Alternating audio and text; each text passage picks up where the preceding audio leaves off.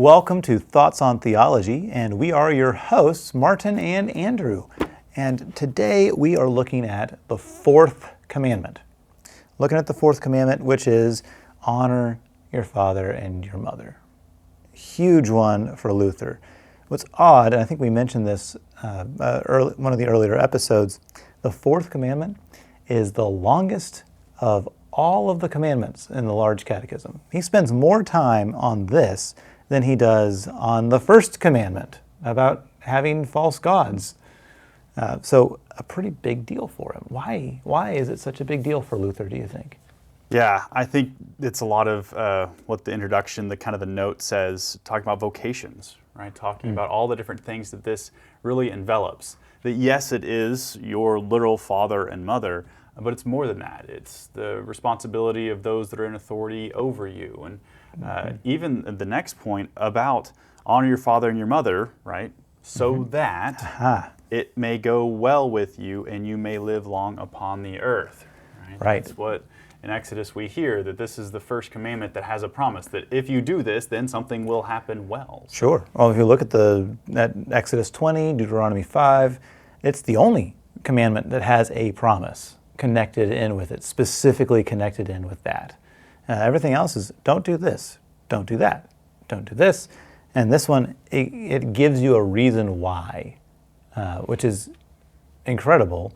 First, because I think it's natural within all humankind to say, well, why should I?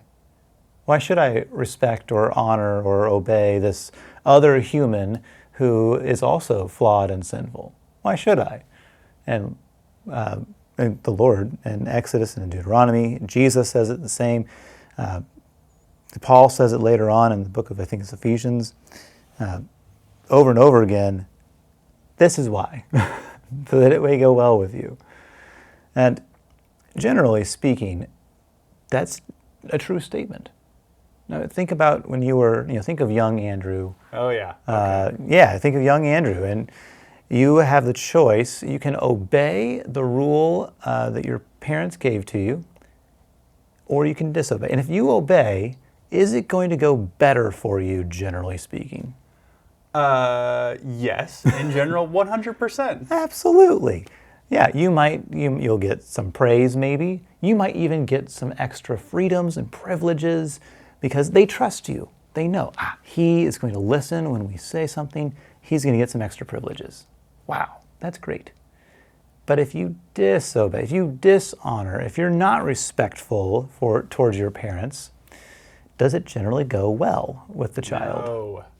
That's when the boundaries get a little closer, the expectations get a little tighter, and okay, there's a consequence for your action. Exactly, and it's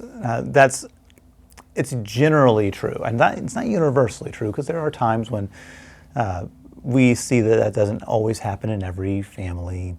Again, parents, as good and as God-given as they are, they're also sinners.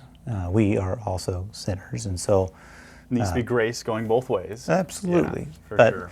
That's the reason why the Lord gives us this reason why you need to honor your father and your mother.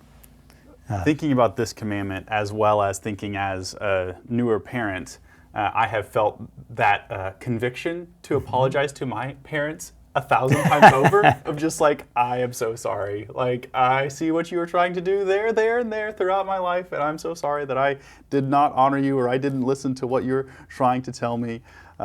Because now I look at, Avery and now little Reese and just like, just listen, just stop it, or whatever it is. But we do have a sinful nature, which, Luther gets to eventually, obviously. But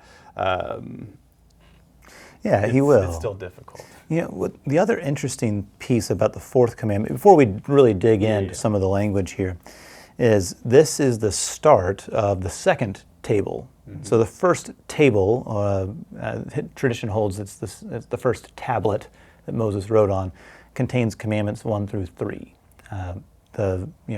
All the things that have to do with our vertical relationship with the Lord. This is how you love the Lord your God with all your heart, soul, and mind. Okay. And 4 through 10 all have to do with our horizontal relationship with our neighbor. So this is the start of a new section. And for Luther, he kind of sees it like, start of a new section, sort of a new tablet here. This is clearly the most important part. So first commandment is the very most important part of how we honor and how we love the Lord our God. And the other two are in support of that. Mm-hmm. And then the fourth commandment is the greatest and most important thing in our horizontal relationship with our neighbors. And then 5 through 10 are all ways in which this is carried out. So that's what you're going to see, because you're kind of wondering, like, why is the fourth commandment the longest one? That for Luther, that's why. Because they're the starting of two different tables. Yeah. Yep. So let's get into it. And pretty much right away, Luther's got a banger for us. And this is line, the end of line 105, start in all of line 106. Here's what he says. In this way, the positions of fatherhood and motherhood that God has given. That's what he's talking about. You need to honor them. Yeah, in this way, he separates and distinguishes father and mother from all other persons upon earth, and he places them at his side. For it is a far higher thing to honor someone than to love someone, because honor includes not only love, but also modesty, humility, and submission to a majesty hidden in them. Ooh. It is that's bold language. Uh-huh. He goes even further and makes it, and this is line 108, and he goes even further and says this: we must therefore impress this truth upon the young, that they should think of their parents as standing in God's place. Whoa. Tell me what he's talking about here. How are we supposed to understand this? A conversation that we've had earlier was, that Luther was a parent when he was talking about writing the large catechism, talking about these commandments. Yeah. Because before you have kids, there's no way you would be writing this. But when you have kids, you understand the gravity of the situation. Sure. But the reason he's talking about that, and he uses some strong language, is because that is a really important relationship. Man, that first relationship with your parents sets the standard for many other relationships, including the most important relationship with our God. Mm-hmm. There are people that have a really awesome relationship with their father, for example, and so it's easy to see God as a loving father. However, there are situations where the father is not fully lived up to his responsibilities, and so to see God as a loving father is really hard, because you haven't had that very intimate earthly father relationship be healthy, and so it's hard, and so it's really important for that relationship to go well, and for that responsibility to be seen as important. Sure. Well, and he'll go on to talk about how the parent fills the role of God in so many different ways for a child. We know, and we've talked about this infinitum at this point, how God works through means. Right. And the very first means that he uses for a child are the parents. How does God provide food and water, and how does the Lord provide security and safety and nurturing and any kind of love or care? All of that, the very first provision given is through the parent. And so they are, as Luther says, kind of in the place of God. They are the first masks in which God uses to be gracious and generous for them. And what we, as parents, reading this before being a parent, you're like, oh, okay, I get it. I really need to honor my parents. Got it. They're super important. But when you read this as a parent, you're like, oh, this is a giant conviction. Like, I need to be. That's a higher calling. Huge responsibility for me I need to see myself as not a a harsh God who says, you had better do this, period. But more so of, it is my task and my job in this world and this life to give you as much as I can, to love you as best as I can, to forgive you as frequently as I can. And it is a hard task to be a parent. And for that reason, this commandment exists, not just to instruct a child, but also to inform and create a task and a vocation for the parent. Yeah, I underlined all of 109 to 112 as well. Mm-hmm. It's a deeper explanation of what we just talked about. But just the words that he talks about, they, being parents, must be held in distinction and esteem above all things. They're precious treasures on earth. In other words, we speak modestly towards them. We don't address them roughly, haughtily, or defiantly. There are times whenever maybe your parents are getting older and it's maybe easier to disregard them, or oh, you just don't understand. And so we still need to honor them and hold them in high regard. And then you see it continues on, just talk about honor by works, that is with your body and possessions, serve them, help them, provide for them when they are old, sick, infirm, or poor, but with not only gladly, but with humility and reverence.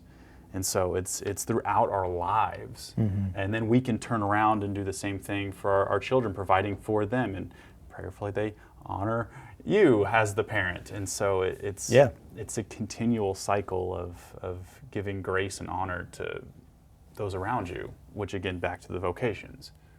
So yeah, and you know, of course, there are those seasons of life where you're in the Oreo situation, where you're taking care of kids and you're also taking care of aging parents, and right. That's a tricky thing to do as well. But that's the dynamic that the fourth commandment addresses: is, hey, while you're taking care of your young ones, there's another generation that also requires that they have sacrificed and they have loved and they have given to you, and part of the task that the Lord would require of you is to love and care for them. And those are tricky waters to navigate. But it starts with an honoring. And that goes back to the whole, so that it will go well with you and may live long upon the land. That's how these generations interact with each other, and it goes well for everyone. So, you brought up something earlier, and it's a good point for us to look at. Like, well, what about a parent who's not great in their task? And what does Luther have to say about that? I highlighted the last part of paragraph 117, that why we do this. It says, note this, although this work is regarded as the most humble and despised, consider it great and precious. Do not do this, not because of the worthiness of parents, but because this work is included in and controlled by the jewel and sanctuary, namely the word and commandment of God. Like, why do we do this? Because God says so. Yeah. Right? Even if your parents are lame, even if they haven't always made the right choices, even then, they're still, because God has said so, deserving of your honor and respect. And that's a hard call, because it's easy when the parent is loving and has made the great choices for you and has sacrificed for you. It's really difficult when that part of the commandment's broken. It's hard to fulfill the other part. Yeah, that just leads to a lot of, in my mind, like pastoral care situations. Just yep. How do you live in that moment? And just because God says so, well, it is that, but it's God says so because there is reasons and there is grace behind it, and there is seeing God through the mask of your parents, and whomever it is, right? We are all created in the image of God, even and when people disappoint us. Yeah. Well, God's a God of reconciliation, of restoration. And so it goes hand in hand, even with things that Jesus would say later on in the New Testament when he says, turning the other cheek. When someone wrongs you, you don't retaliate. Instead, you love them anyway. You love your enemies, and unfortunately, sometimes there are times when our own parents, our own family members are adversarial. Mm-hmm. And even in that time, we honor them. We try to make that road to reconciliation happen. So, yeah, and I might be jumping ahead a little bit. That's fine. Looking at 127 and 128, there are reasons that younger generations at times don't honor and respect their parents or older generations because they just don't get it, right? That's the old, well, you just don't understand the world or whatever it might be. Yeah, the cloud is over them. There's the old image of, around 13 or 14, there's this giant fog that descends upon a child and their brain goes screwy. And then probably like mid-20s or so, that fog starts to dissipate and they can see and they're like, oh. I gotcha. That's the image that I always have when I think on that. But they think they know better, right? Yeah. And what Luther's talking about here, but again, the devil rules in this world so that the children forget their parents, that we all forget God, and no one considers how God nourishes, protects, and defends us, and how he bestows so much good on body and soul. And so we forget and don't honor the generations that have come before us. Yeah. I've got to be honest that I'm guilty of that, thinking that I and my generation, we know better than anyone else. We're completely going to change the world because, our way is better. Of course it is. Yes. And there's repentance there. But that is what this commandment is trying to get at, is that we as generations work together and honor each other. It goes, yes, both ways, mainly one way, but the care goes mainly one way. And so it's interconnecting those generations instead of dishonoring and disrespecting those generations.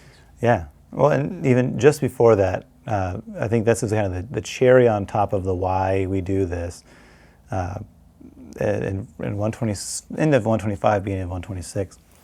This is the highest work we can do, that is, honoring your father and mother. This is the highest work we can do after the grand divine worship included in the previous commandments. Giving to the poor and every other good work toward our neighbor is not equal to this. Wow. Those are big words. And I think the point here is does that mean that doing good works towards our neighbor isn't good? Does that mean that helping and giving to the poor is bad? Well, of course not. But what you do is you start at the center, your biggest circles of influence, which is your family. Yeah. And then that expands, and then that expands. But the vast majority, like the number one priority for us in our vocations, are the people that are in our biggest point of influence, and that's family. It's the time you spend with them. You spend more hours upon hours with them than anyone else. You have that biggest impact and influence over them. Exactly. And that's why that's the most important in Luther's mind here. He'll say this is the most important. Mm-hmm. And then after that, now you go and love your neighbors. And you can do that together. That's the blessing. And it kind of reminds me of the story in the New Testament when these Pharisees had said, anything I would have given to you, Mom or Dad, I've given all that to the poor because that's better. And Jesus is like, are you dumb? No, that's not how that works. The commandment of God is to honor your father and mother. You have gotten these circles mixed up, my friend. You start with your center circle. That's why right now, currently, you have, I'm sure, a variety of people in our congregation that you are discipling. Sure. And yet your number one and number two disciples are the ones that you tuck in at night. That's it. Right? And that's the way it should be for all of us. Yeah.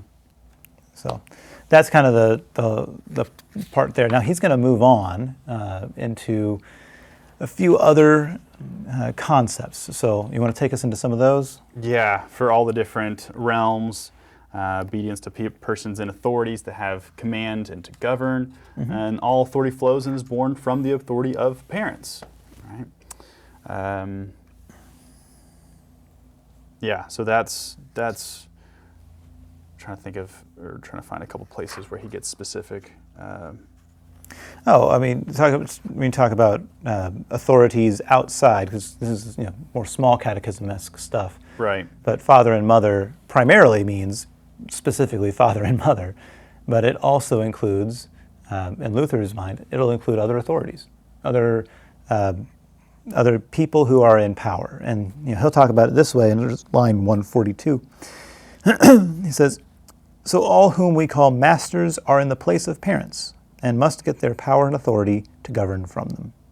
So all men are all called fathers in the Scriptures, who in their government perform the functions of a father, and have a paternal heart towards their subordinates. From antiquity, the Romans and other nations called the masters and mistresses of the household house fathers and house mothers. So they called their national rulers and overlords fathers of the entire country." And that's kind of where he goes to it. And it says, look, the authorities that you have outside of the family realm, they are considered parental figures, authority figures, over not just one family unit, but over the family of the nation, or the family of believers, or the family of the state, or whatever. So that's where Luther talks about that in several different places, talking about that we need to obey and obey the authorities above us and the laws of the country, and do the best to make sure that the country is successful in certain terms. Yeah. Well, and he'll talk about, I'm skipping up to line 154. He'll say, "Why do you think the world is now so full of unfaithfulness, or disgrace, and calamity, and murder?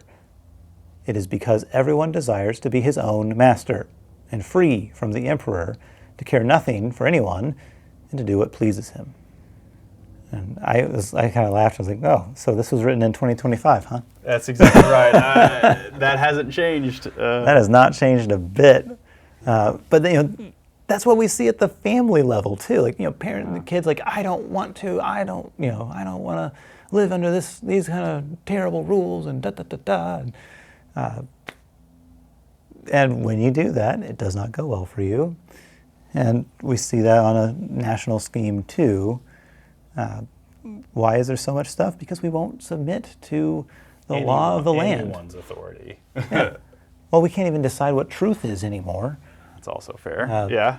And so, who are you to tell me? Truth? Yeah, who are you to tell me to have an authority over me to say what is truth? And so we'll just do whatever we want. Yeah, and even the language of master that we just talked about, that would be offensive to some.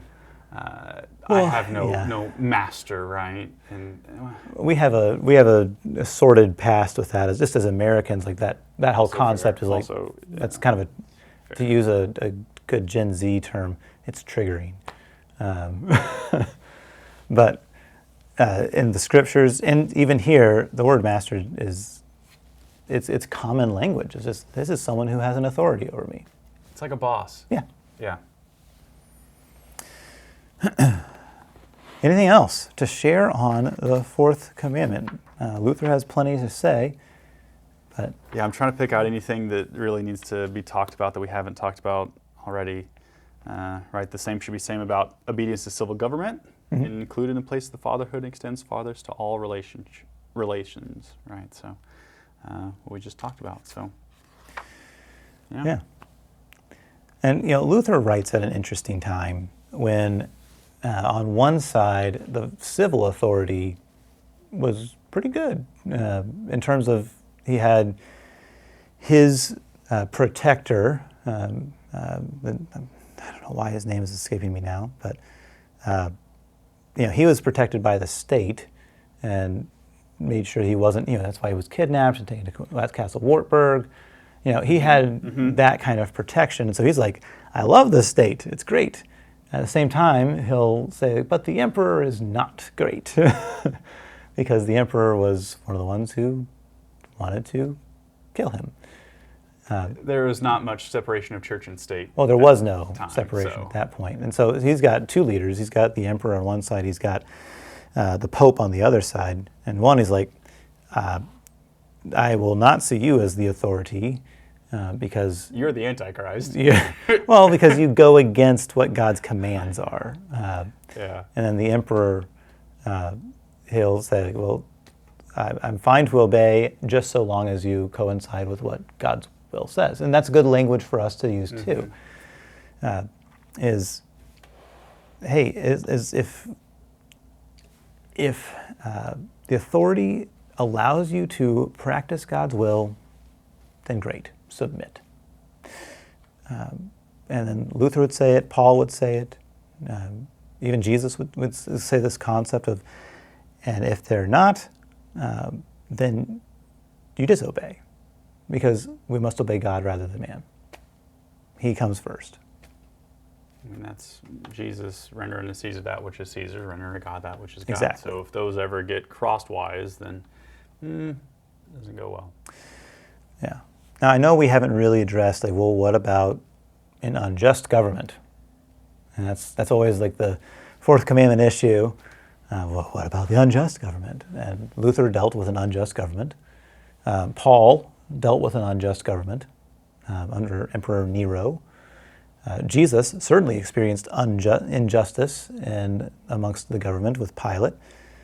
And yet all of them, as much as they could, without, of course, disobeying God's will, submitted as best as possible. And that's our task as well. It's a difficult task. It's no one nothing says it's easy, and we'll get no one correct said it's 100% of the time. black and white. I mean, there's a lot of gray areas there. Things for us to wrestle with over prayer and over study of the Word. But that's a very, very. I think we've also approached that topic in several of these thoughts on theology. So, yeah. That's a little bit on the fourth commandment for today. So sounds great. thank you so much for joining us. We'll see you next time.